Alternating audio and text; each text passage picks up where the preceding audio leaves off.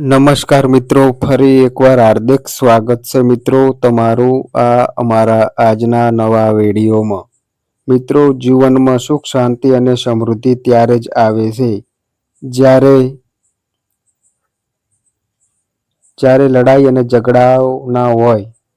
જે ઘરમાં ખૂબ જ ઝઘડાઓ થતા હોય છે ત્યાં લક્ષ્મીજીનો વાસ ક્યારે થતો નહીં મિત્રો. પરંતુ આ ઝઘડાઓનું થવાનું કારણ શું છે તેનો તમે ક્યારે વિચાર કર્યો છે? અને પતિ પત્ની બંને એકબીજાના જીવનસાથી કહેવાય છે. તે સિક્કાની બે બાજુઓ છે.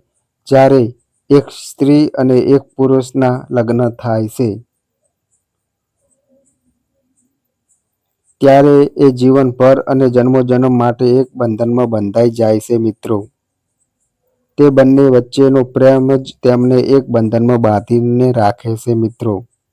પરંતુ કોઈ વાર સમય એવો પણ આવે છે જ્યારે તે બંને વચ્ચે સંઘર્ષ ઉત્પન્ન થાય છે.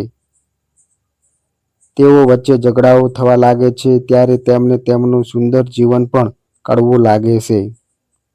અને બંને વચ્ચે ઝઘડા થવાથી બે માંથી એક વ્યક્તિ પણ ખુશ રહેતું નથી. અને આ ઝઘડાના કારણે કોઈક વાર સંબંધ પણ તૂટી જાય છે મિત્રો. પરંતુ જો તમે ધ્યાન દઈને તે વાત પર ગૌર કરો જે વાતો પર તમારે ઝઘડો થયો છે, ત્યારે તમને સમજાશે કે તેમાંથી મોટા ભાગની વાતો માટે ઝઘડો થવાનું કોઈ કારણ જ ન હતું. તો પછી પ્રશ્ન એ આવે છે કે ઝઘડાનું કારણ શું? તો ઝઘડાનું કારણ છે તમારા બંનેનો ઈગો.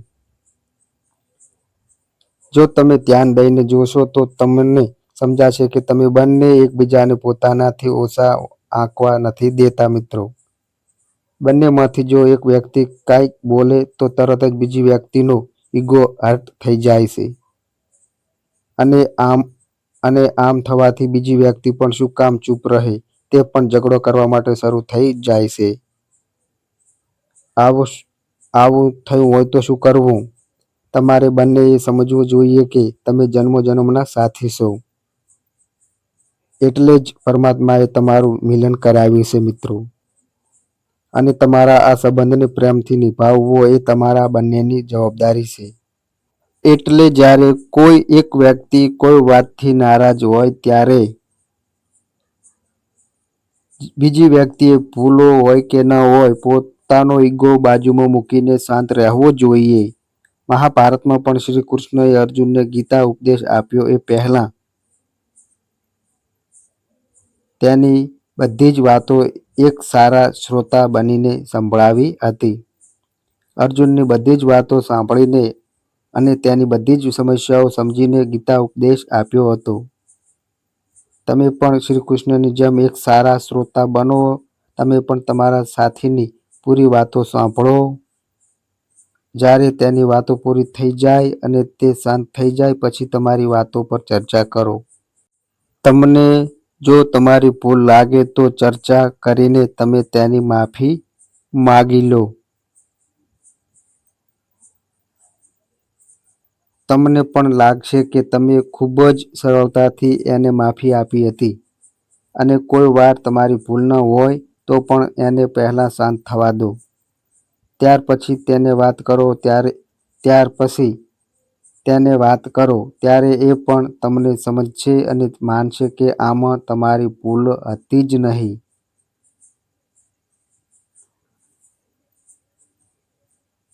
ઝઘડો થવાનું એ પણ કારણ છે કે આપણે કોઈની વાતોમાં આવીને કાંઈ પણ સમજ્યા વિના આપણા સાથી જોડે ઝઘડા માંડીએ છીએ. એટલે કોઈ પણ વાતની પહેલા પ્રાથમિક તપાસ કરી લેવી જોઈએ.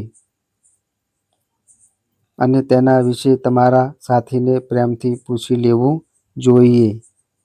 અને તમને એક પ્રશ્ન તો જરૂર ઉત્પન્ન થતો હશે કે કોઈ પણ વાર ઝઘડો થાય ત્યારે હું જ શું કામ ચૂપ રહું?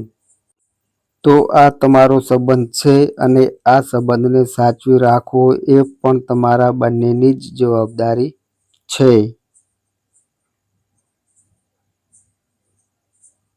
જ્યારે ગુસ્સો હશે ત્યારે એ તમારી સાથે કાંઈ વાતો બોલી પણ જશે. પરંતુ તમારો સાથી પણ એ જ ઈચ્છે છે કે આ સંબંધ ખરાબ ન થાય. જેથી મિત્રો તમે આ વાત તેને પ્રેમથી સમજાવશો અને આ વિડીયો દેખાડશો તો જરૂરથી એ તમારી વાત સમજશે. તો મિત્રો આ અમારી માહિતી ગમી હોય તો વિડીયોને લાઈક કરો, શેર કરો અને મિત્રો આ અમારી ચેનલ પર નવા આવ્યા હોય તો મિત્રો ચેનલને સબસ્ક્રાઈબ કરો.